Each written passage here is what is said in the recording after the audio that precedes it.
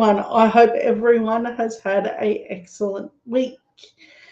I have had a rather boring one. A couple of jobs here and there, but nothing that I can sort of get too into. Alyssa's making something new, so there's always good news on that front. I want to be artistic. Now we are saving up to get her a sewing machine, and a good one. Is there anything that kid can't do? It's amazing. Parenting is awesome. Okay, so this week we have some fun stuff and then some not fun stuff.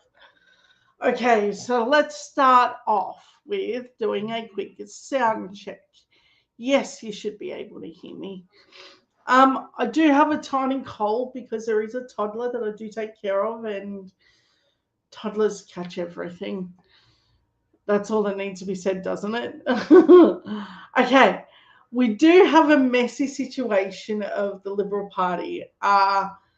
There's another call out from Dean Andrews, and then there's a Scott Morrison probe, a social media fail, Angus Taylor's questions, Anthony Albanese calling out a action, a new candidate running for the seat of Fadden, no fact checking needed. So if you're on the right wing, typically there's no fact checking. Turns out Pauline Hanson has been declared as a hate group, her party, which is a good thing.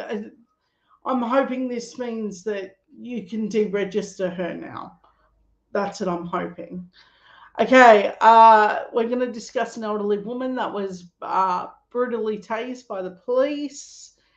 The LNP's weird housing rebuttal. And then finally, there is a story of, did Elon Musk know Jeffrey Epstein? Now, that one's going to come up, and I'm going to be very brief on that because I sort of feel like the American stuff isn't as popular here. So let's get into it. Okay, so here's where we are at, people. So the Liberal Party have had some problems in the last couple of weeks. They've expelled Moira Deeming for being linked to neo-Nazi behaviour and her weird feminazi stuff. And she's not protecting women. What she's doing is gatekeeping something that she just has no rights to. You can't gatekeep a gender. That's a weird thing to do. I believe that the moment that you're trying to own something like this, you become hateful in the rhetoric. And true to their words, that's what happened. But it turns out that there is more backlash in the Liberal Party over her departure. Now, John Prosciutto is experiencing some problems as a result of that. Okay, what do I mean? Check out this bit of footage of the Victorian Liberals basket case right now, straight into the raging bin fire that they've created of their own making of the Moira Deeming saga. So let's have a look, because Sleeping Giants always does an amazing job of exposing this stuff. Turns out the setup to this is there was a Liberal Party event and there were protesters, and that you can't just go into these events. You got to have Liberal Party membership. So they're not just going to let, say, me walk up and then go, hi, how's it going? No, you got to actually, so people paid to be part of the Liberal Party to attend this. That's the setup. So check out what happened as a result.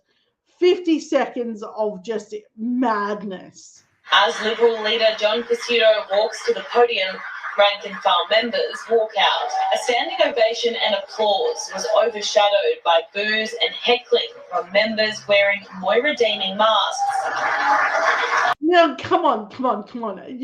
Did you look at some of these people that were like protesting this? I have to point this out. Look at the people protesting this. Okay, I've got to go back because it's almost funny. Almost, I think I'm delighting in this a little bit too much. This destruction has almost given me a new vitality of watching.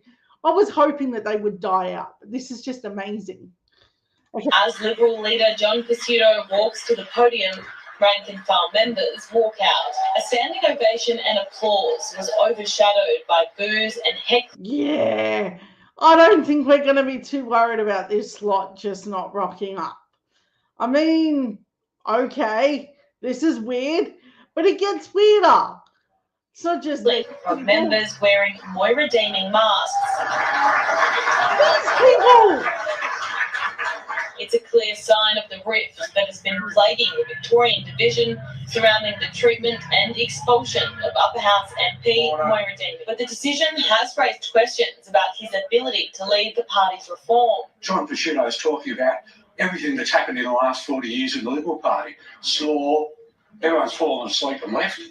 To air dirty washing in public the way he did, and then again since, is appalling. And it's Rowan Dean says it's a war on women, and he's quite. You're going to quote Rowan Dean. Really? That's the best that you have for the rhetoric that you want to pursue. I mean, really, the dude from Outsiders, which has spent countless times racially vilifying people. That's who you want. No, come on. Let's at least get to the place where you can have credible people. You don't have to use deplorable people to make your case. Oh my gosh. It tells you what a nothing burger that they've got. Whitewash about that. As Liberal leader John So now that we've seen that, we need to unpack that. That's a lot. This means that the party itself is eviscerating itself. This is like scorched earth kind of stuff. Think of this in terms of, if I burn my house down, if my house gets burned down, I have to go and burn down all my neighbors too, because just cause. That's what's happening here. Moira-deeming is no longer accepted as a peer, and for good reason, but the extremism in the party is a big factor. And this happened because of a lot of branch stacking on their part with the Liberal Party in Victoria. Like, we knew that the Pentecostals were going to have their way here, but I didn't think it would get this vitriolic this soon. The loss isn't small either. This is, you could send them off into the nether regions for a very long time based upon this issue. Okay, so now that one is donezo. Okay, this helps keep it all screwed on.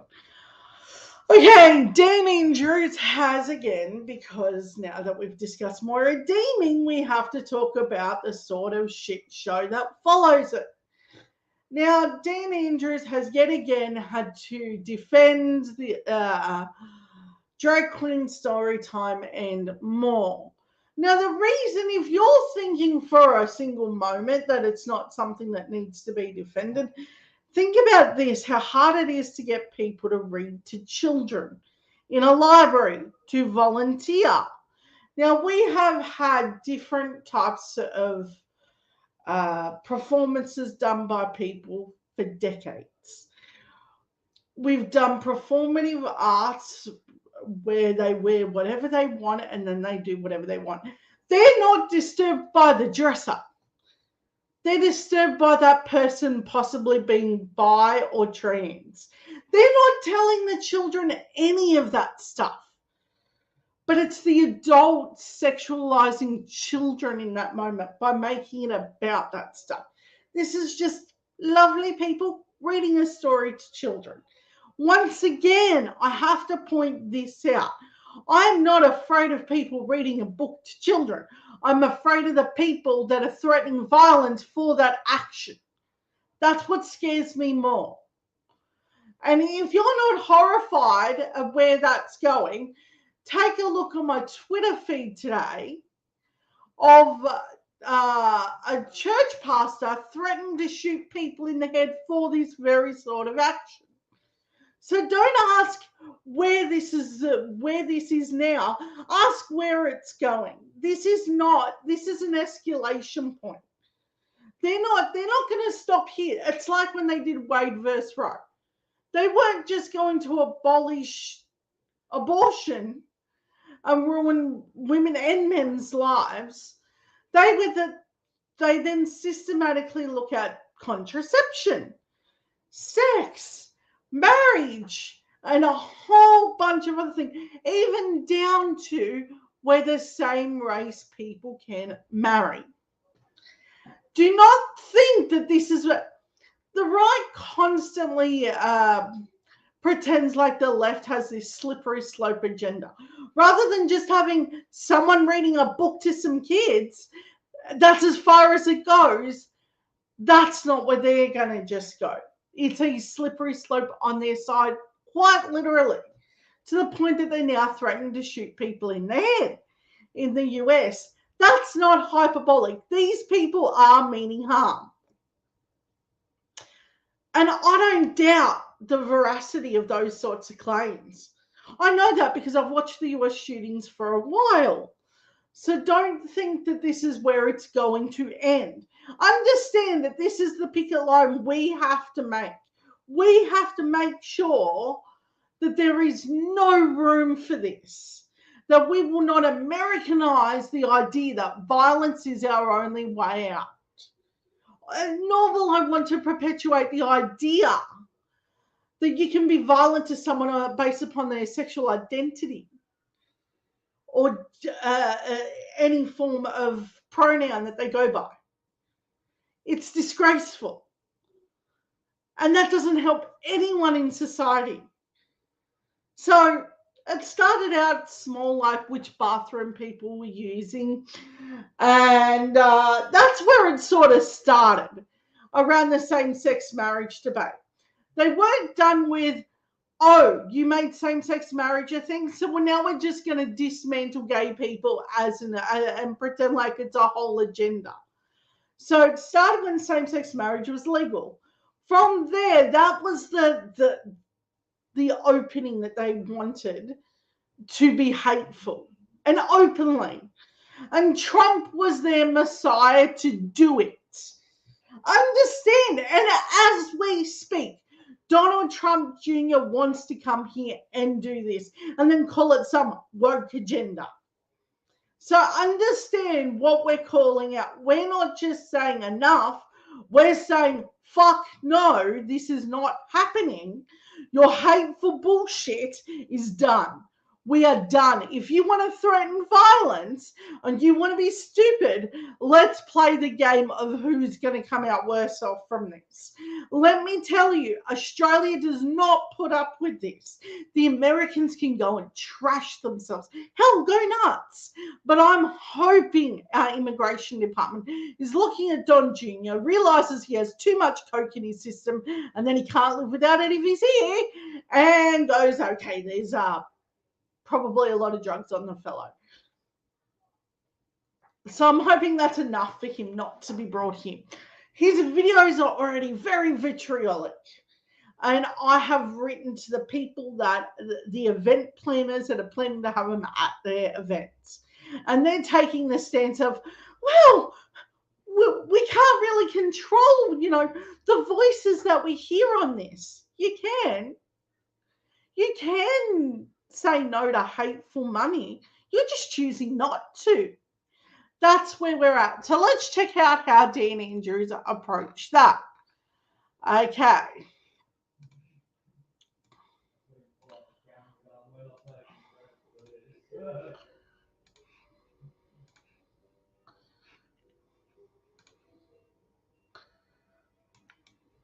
I've seen a bit of coverage over the weekend. What we saw here was just appalling. Just appalling. It's evil. And we will act on that, but you've got to get it right. And there's been examples in Europe where they wrote laws and they were struck down. We don't want that same experience here. I'm not for an argument with the Green political party, but we won't be taking lectures on trans support from them. They've got a few issues of their own, I think, in their own party when it comes to these issues. But we should try and find common ground. But when you write laws, particularly laws like this, the last thing you want to do is rush it and have a situation where the very people that you're trying to deal with have a big win by taking those laws to court and potentially challenging them. So you have to do the work properly. So whether it's the Nazi salute ban or other vilification measures, anti-vilification measures, you've got to get that work right. And the Attorney General is doing that. And we'll have more to say about that soon. So what he's doing is he's doing what Biden is attempting. And that's called ironcladding legislation. So you can't like backdate it. What that essentially means is like when you make a piece of legislation, there's no way it can be repealed because it makes perfect logical sense why you have it. Ever since the repealing of Wade versus Roe, the Americans have been on a presidential level trying to fortify making sure women's rights are protected. Same thing Dean Andrews is doing here with the neo-Nazi behavior. He's trying to use legal ways to overcome that.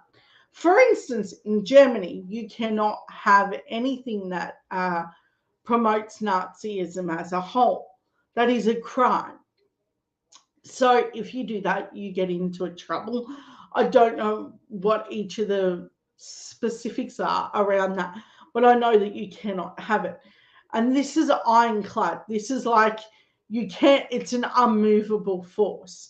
And that's essentially the type of same legislation that we need to look at.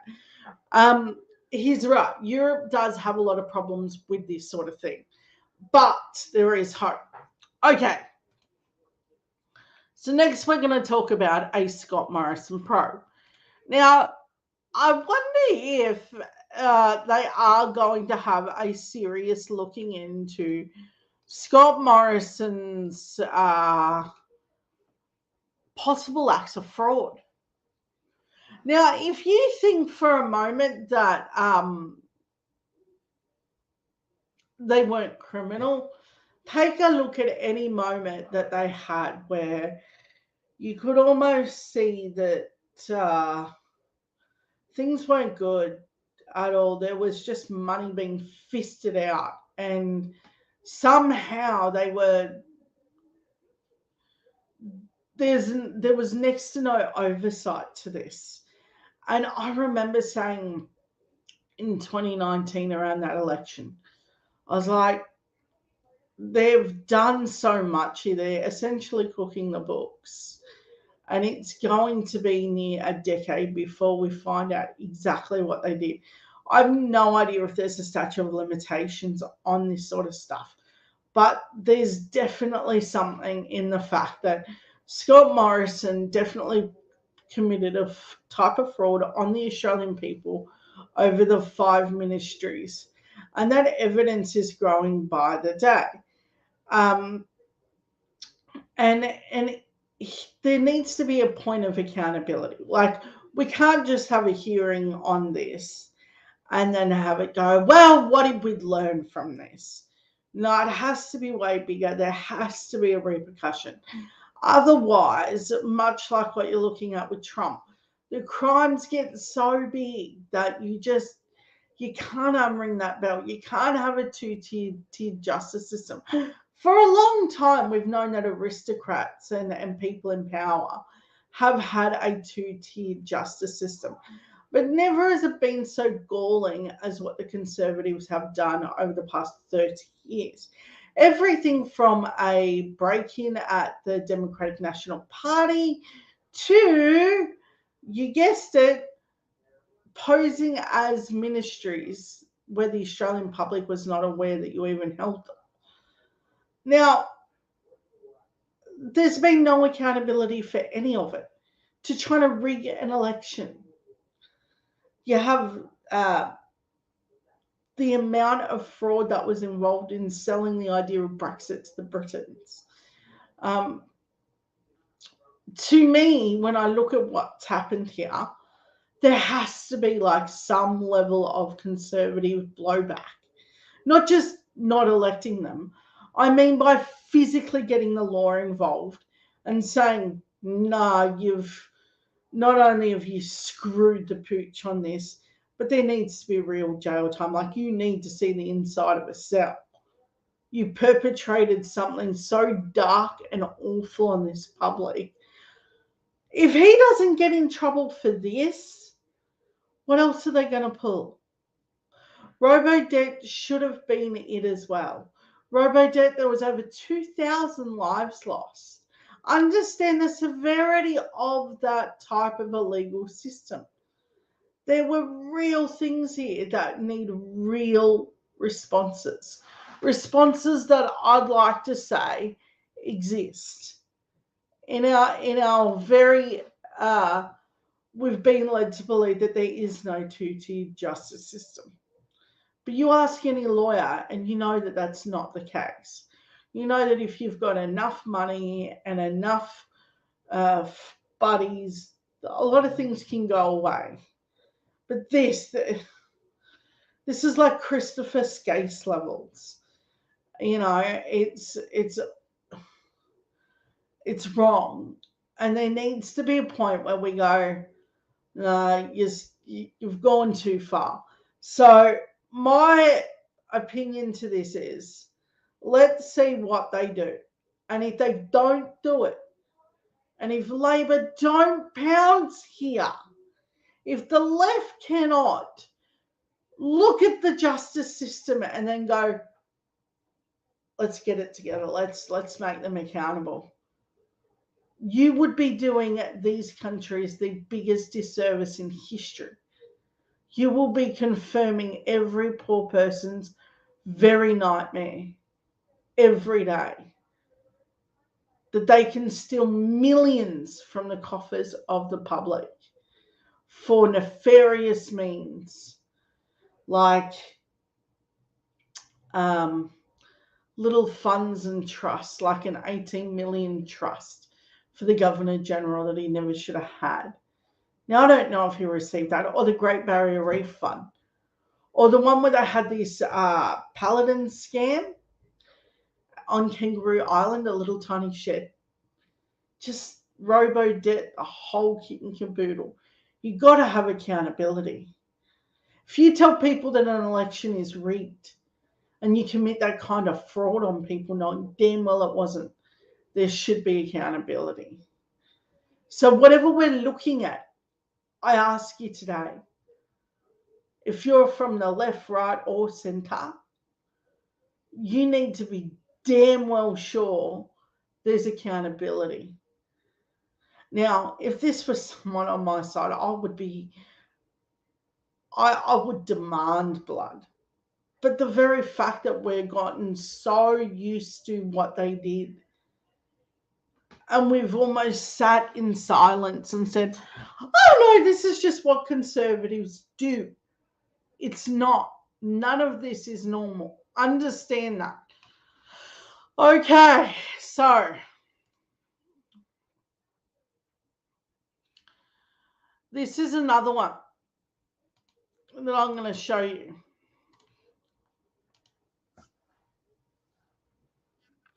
Documents reveal that liberal lobby firm Crosby Textor was slung a secret deal at Scott Morrison's Tourism Australia.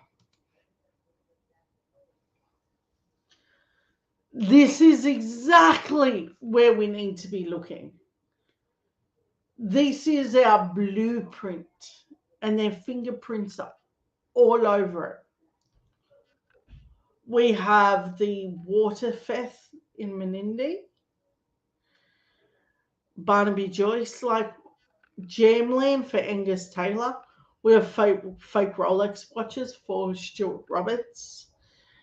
We have so much here that I honestly think that if this goes without any criminal investigation and someone doing some real bloody jail time, we're in big trouble.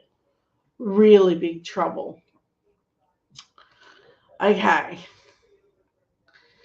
So next we're going to talk about how the ABC is treating social media. Turns out that having Ida Buttrose control our very beloved ABC is a super duper bad idea. Who could have possibly warned them that that was a bad idea? I don't know. And it turns out that they're very unhappy with social media.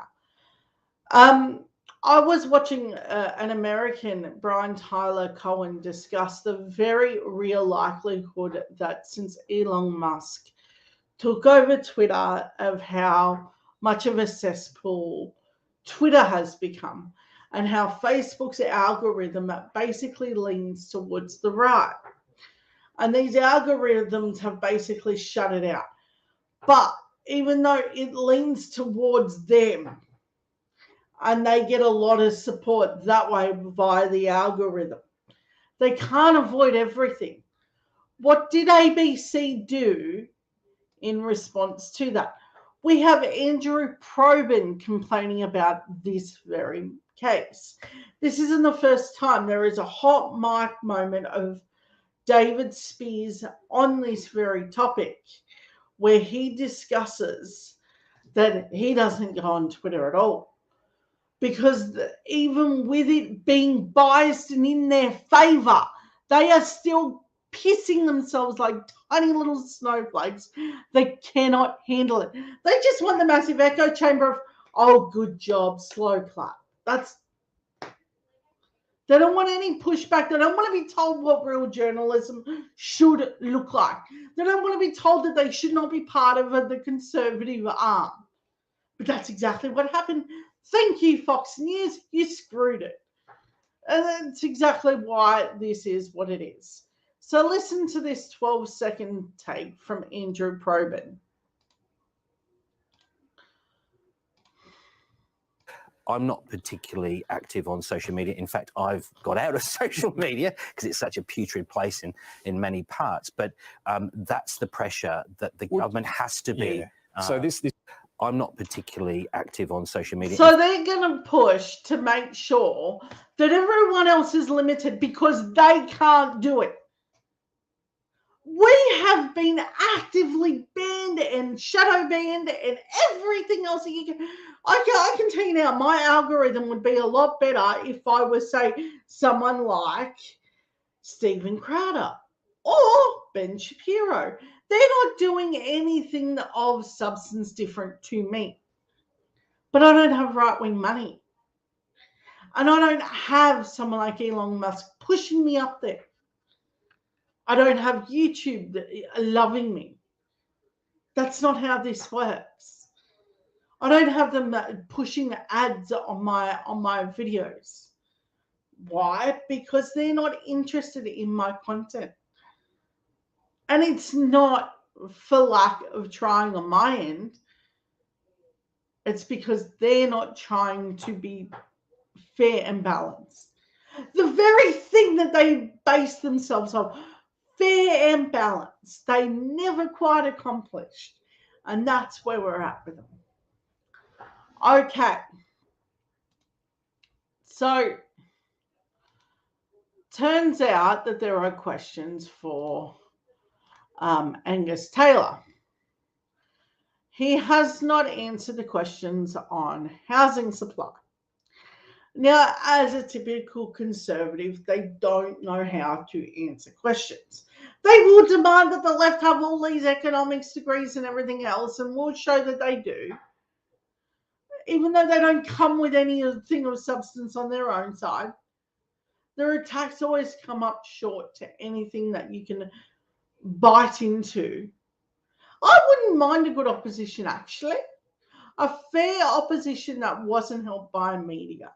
If there was a real opposition going, look, let's just, make this bigger and better. That's really what I'm looking for. But what we've got is this very flaccid, weak-minded, weak-willed kind of opposition that's like, you know what? I just don't got to answer that. You didn't ask me something I approve, so I'm just going to walk.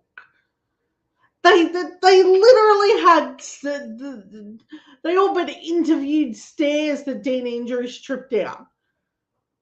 But the right, they're asked legitimate questions, and then they're like, "Oh well, you know, I don't have to answer that," and walking off. So here's Angus Taylor showing what an idiot he is at the national press conferences. Now, if you're thinking, hey, these things are pretty prestigious, they used to be until they kept pushing their right-wing crap on us. They definitely ruined the ABC. They've got to remove IDA and a bunch of other things. Okay. Angus's plan is basically leave it up to the private sector for housing. That doesn't make sense at all because it's in the private sector now, a lot of it, and it's not helping. He's an idiot. If you want new housing, the government's got to build it. Could only come from the Labor Party. It could only come from the Labor Party. I mean, what a ridiculous notion. Every builder out there, every construction company, every tradie building a house right now should be saying, oh, yeah, well, you know, is the answer that I work for the government? I mean, that's honestly, it's preposterous. And that's why Labor's policy is, it is, apart from the fact that in terms of numbers, it's a drop in the ocean. I mean, it rests on the idea that governments... It's a drop in the ocean, so why say no to it? Huh? Wouldn't it make sense to agree to it, Angus? Or are you just still the party of no? See, here's where it gets real sticky. Don't take the Greens with you. The Greens have all but abandoned common sense and decency here. Remember when I told you that the Greens could have worked with us really super well, and that if they could really help the homeless crisis? Here it is, Greens. I'm handing you the get out of jail free card for screwing over the environment by helping the Liberals repeal the carbon emissions trading scheme. You could have done that here with housing, but you didn't, and you sided with the Conservatives. See, this wouldn't be so awful if the Greens had just stepped up and done their job, you know, and really did what we're supposed to need, you know, see need, fill a need. But they're weird excuses. Oh, it's just not big enough. What? So you'd rather do nothing than actually have something? You petulant little pissant. No! You do something. And it's the same excuses they gave over the carbon emissions trading scheme. Oh, that wasn't good enough. No, you did. If anyone buys into that bullcrap, I will quickly dissuade you of the notion of how dumb that sounds. It's not even like a good argument to have in relation to that. Let's see what else he has to say on that as well. Becoming active in the building industry is the answer to the problem here. And we saw with NRAS, which was Labor's last attempt at it, you know, what a disaster that approach was. So NRAS is private enterprise helping with the housing crisis by halving the rent cost by the government chipping in half. That actually works very well. But the contract came up underneath the Liberals, and I don't think it got renewed, which Labor is going to have to find a way to reinstate. And he knows this. These are all very common sense things to do. It was designed to ease that pressure. But of course, Conservatives don't renew things. That ended in 2021. I think it was like the 23rd of July. Because I remember looking at NRAS houses for myself because, you know, housing crisis. Crazy, right? And this is how it works out. So he knows that he's being deliberately deceptive when he's discussing the housing crisis and Labor policy. It's a little bit like how the NDIS is a wonderful system, but they have to privatize it. Or let's talk about the NBN. Wonderful program, but they have to wreck it. That's what this is really about, and that's how Conservatives do it.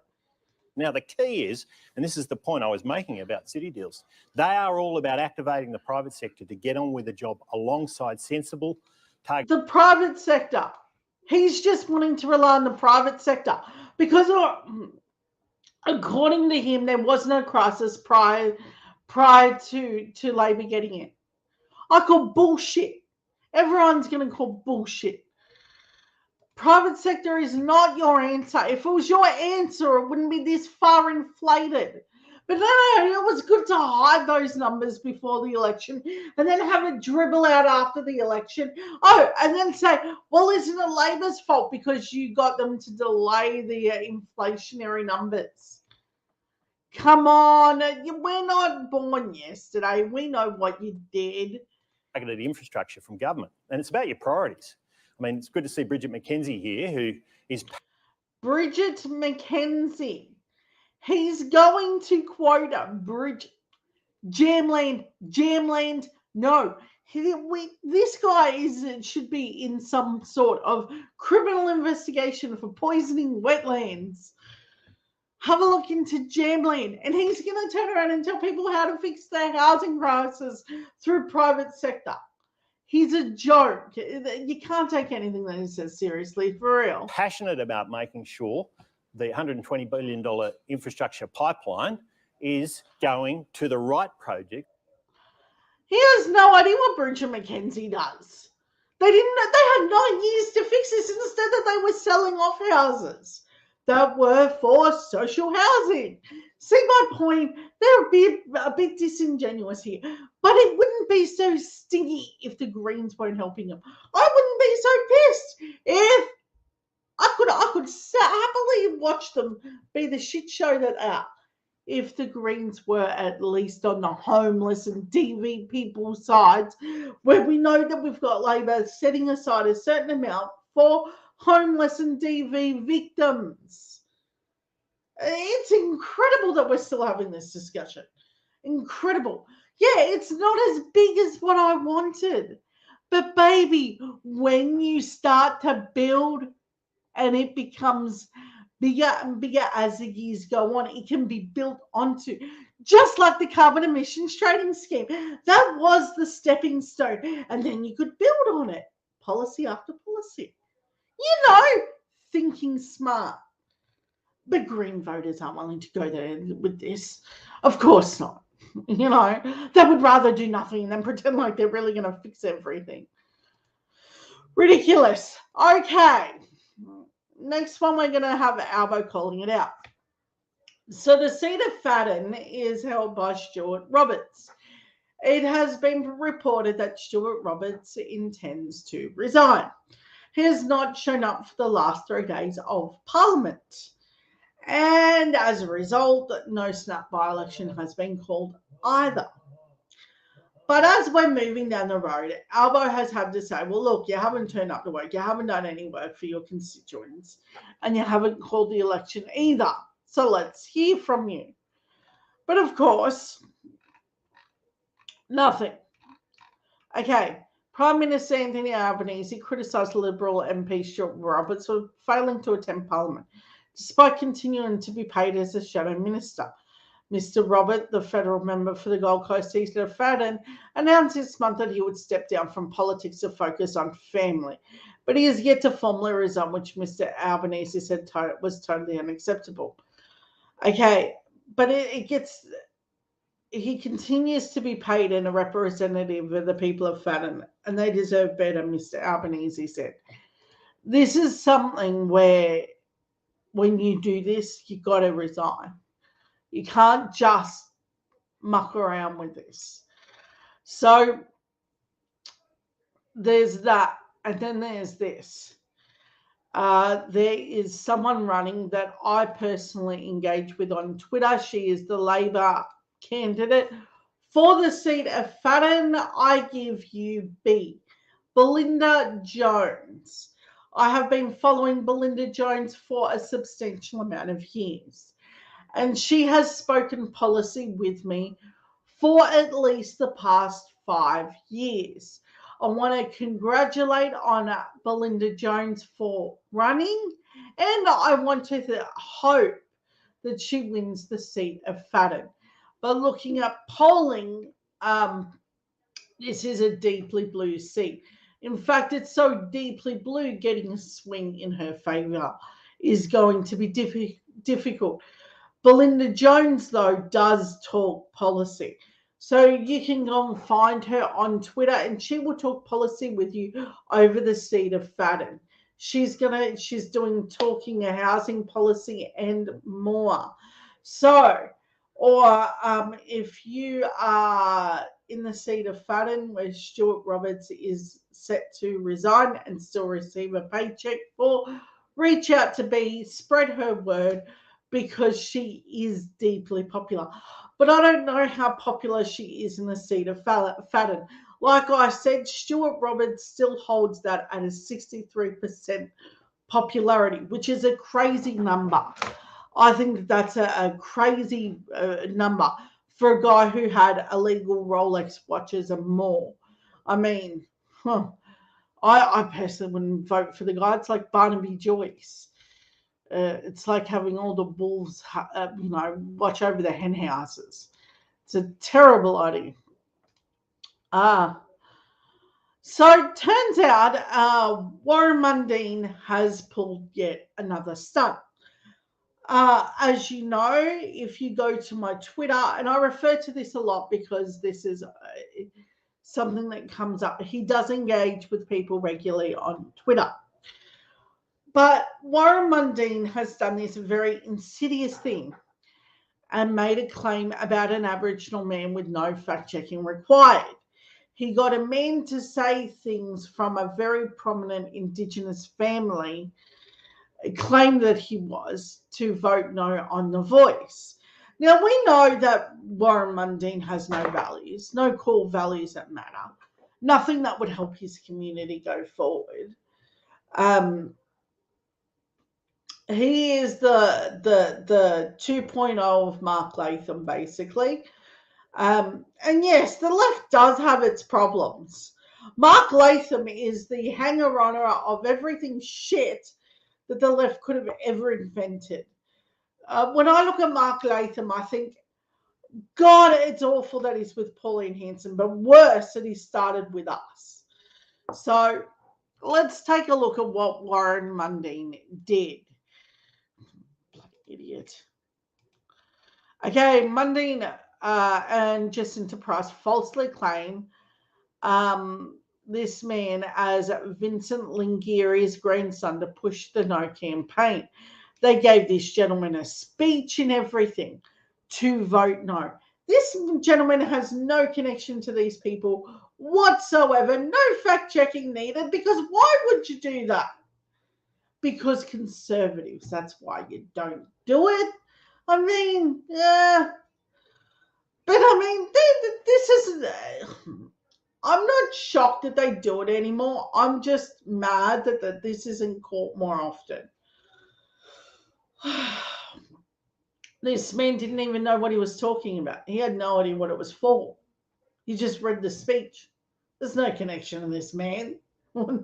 It's just another weird conservative thing that they're doing, and they should be called out. And of course, his Twitter doesn't actually acknowledge that he did something wrong. No, why would it? Why would Jacinta Price admit to doing something like this with it? Because it's not about being truthful. They will always find the dishonesty in an argument and then use it to make their weird little cases. Okay.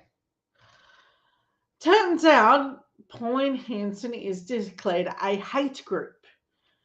Now, this come to my attention this week. Okay. Pauline Hanson's One Nation has been declared a hate group. Community and safety democracies are at risk, and it's critical people locally and globally understand the far right landscape. Okay, let's do that. Why? Pauline Hanson's One Nation has been declared a hate group. Pauline Hanson's One Nation Party has been listed as one of 20 established and emerging hate groups in Australia by a global extremism think tank for its track record on anti-multiculturalism, white nationalism, and COVID-19 conspiracy theories. In a report released on Wednesday, the Global Project Against Hate and Extremism, PHON, added One Nation and the Australian Christian Lobby to its registry of Australian hate groups, as part of an educational global series aimed at illustrating how local hate groups interact with others around. The Australian Christian Lobby is Lyle Sheldon's baby. If you don't know who Lyle Sheldon is, again, I refer to Twitter. He's the guy that during the pandemic thought it'd be intelligent to pretend like no quarantine measures could be useful to him. But he's not just famous for that. He's also famous for his anti-trans and racial vilification stuff that he does around the world. Pauline Hanson referred to the Human Rights Commission after racist tirade.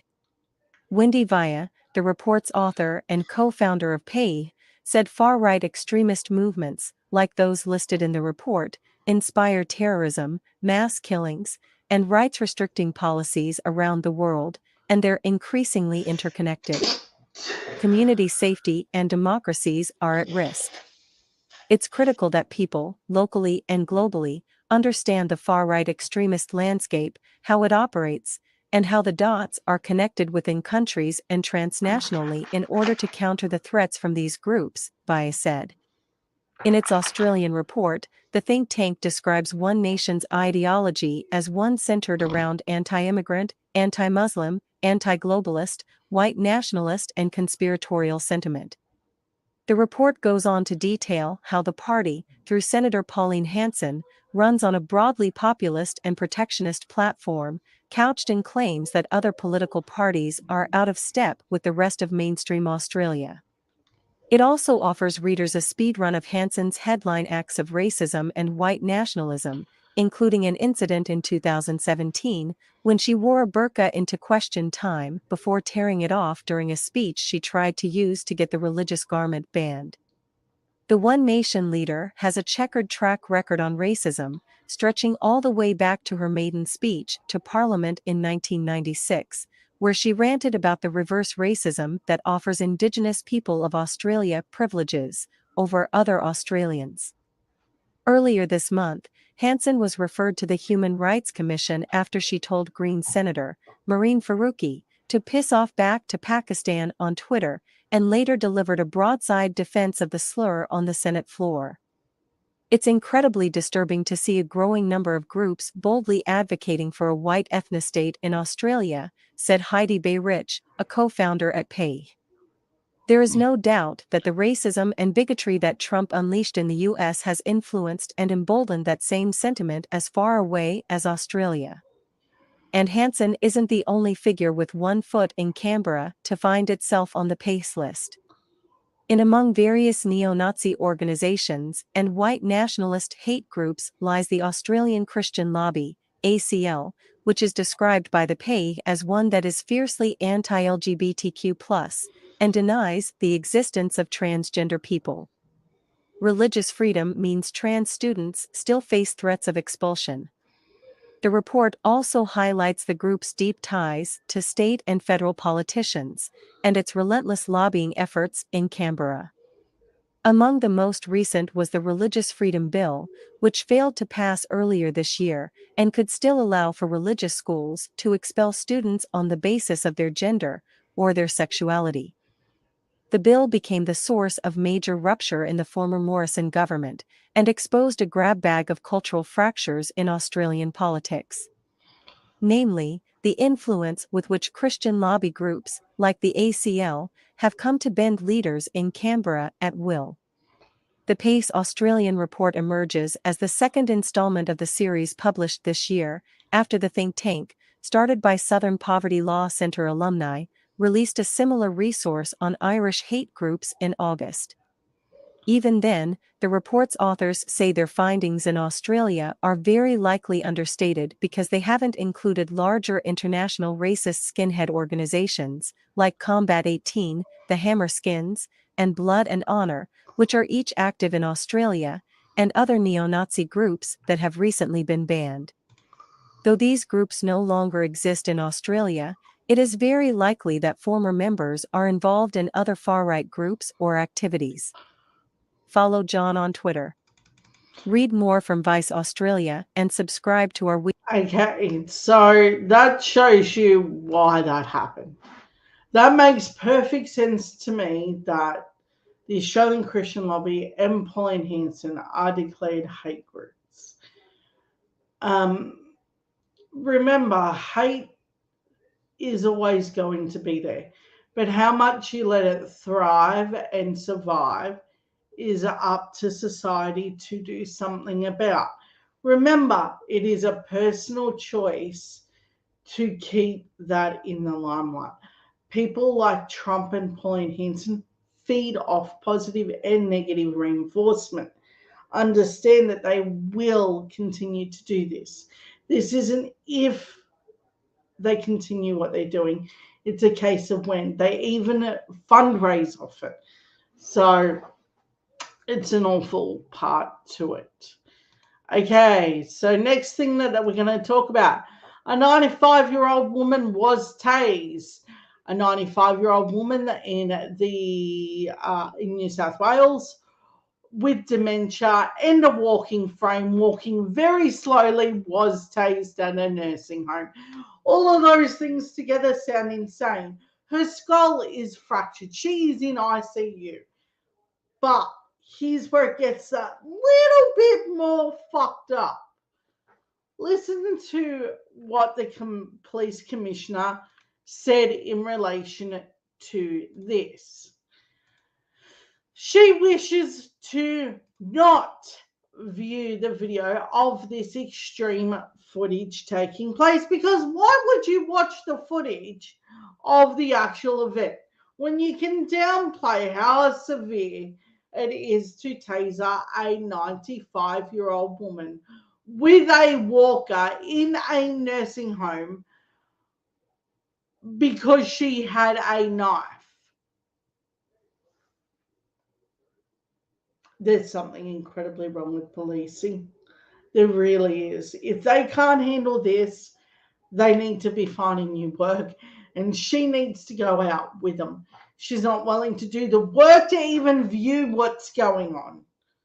It's uncomfortable. It's unkind.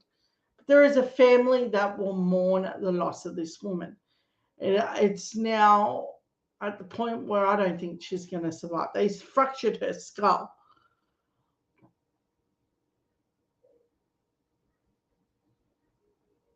This can't be good. Okay. So, I think that it's only fair to point out that there is something inherently wrong in this country. In a lot of countries, but there's got to be more accountability than this. Okay. We are going to talk about job seeker.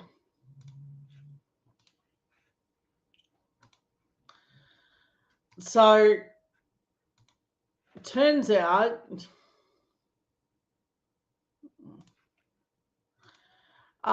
job seeker plan to get more people working.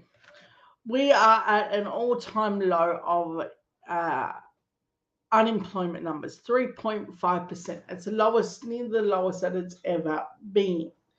So it's not the case of